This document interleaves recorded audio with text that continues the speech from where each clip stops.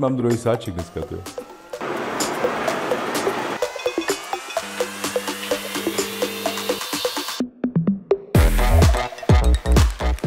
Tyjo, to musím přestat žrát, fakt. Přípravou hmyzu jako potraviny se zabýváme už 10 let. Po 10leté práci s hmyzem jsme založili firmu Crunchy, která se věnuje zpracování hmyzu v potravinách. A dneska zpracováváme až tunu hmyzu měsíčně. Otázka, kterou si můžete klást, je proč hmyz? Proč hmyz? Protože chov a zpracování hmyzu zanechává daleko menší environmentální dopad na naši planetu, než chov a zpracování běžné živočišné bílkoviny. A taky proto, protože červíci a cvrčci dobře chutnají. A je s nima sranda.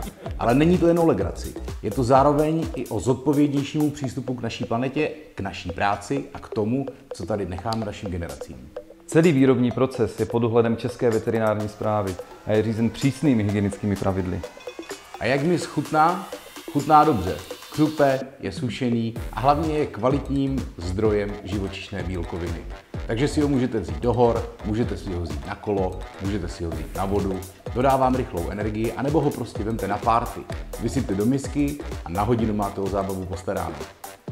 A jak je to s bezpečností konzumace hmyzu?